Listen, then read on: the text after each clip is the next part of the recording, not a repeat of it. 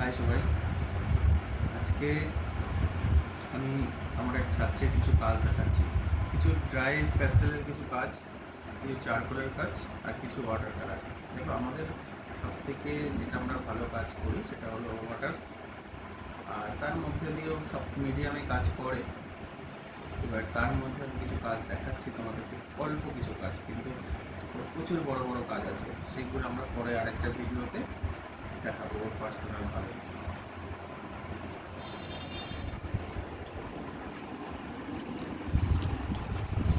দেখো, এটা dry pastel দিয়ে ও করেছে।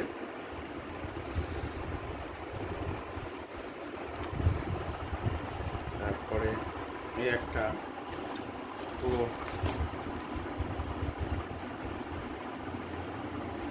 একটা রোদের নিয়ে সানসেটের ছবি। এই একটা যেটা সফট প্যাস্টেল বলে, সেই সফট প্যাস্টেল দিয়ে কাজটা করেছে ও। এই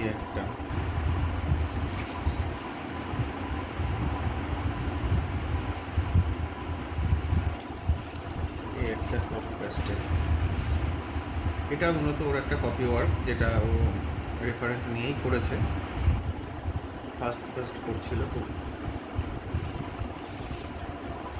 এই একটা কাজ দেখো, পোর্ট্রেটের ব্যাপারে।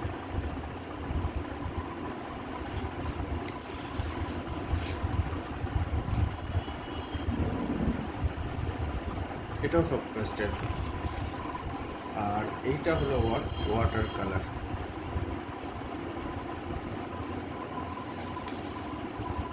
এটা ওর একটা চারকোল স্টিল লাইফ, ওর ঘরেরই কাজ। আবার আমরা পুনরায় আসলাম। এটা হলো ছোটো কিছু কাজ, অল্প কিছু কাজ দেখালাম।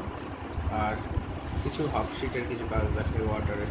সেটা হলো এইটা একটা হাফ শিটের, এই একটা হাফ শিটের আলো দিয়ে ছায়া দিয়ে ভর্তি করা আছে।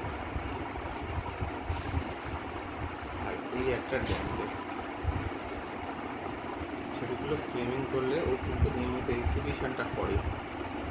তো এক্সিবিশনটা করে, ওর প্রচুর এক্সিবিশন করা হয়ে গেছে। একাডেমি অফ ফাইন আর্টস, কবিরেন্দ্র আর্ট গ্যালারি, তারপরে নতি বিনোদিনী, বারাসাত চারুকলা, প্রচুর করেছে। আর এই হলো ওর কাজ। আর এই একটা চারকোল, কিন্তু এটা একদম ন্যাচারাল চারকোল বলতে কাঠের যে কয়লার যে এটা হয়, উনুন থেকে ডাইরেক্ট তুলে নিয়ে এসে ঠান্ডা করে সেইটা দিয়ে করেছি আমি। আর যেগুলো এমনি কিনতে পাওয়া যায় কেমিক্যাল দিয়ে, সেইগুলো না। এটা এই হলো ফ্রেমিং করা অবস্থায় ছবিটা, দেখো। এই আর একটা জিনিস দেখাই, একটা প্যাস্টেলে একটা স্টিল লাইফ।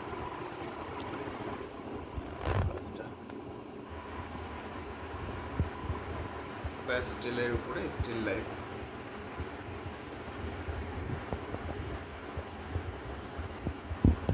আর এটা হলো আমাদের ছাত্রী দিশা, ওর কাজ। ও কাজগুলো করে।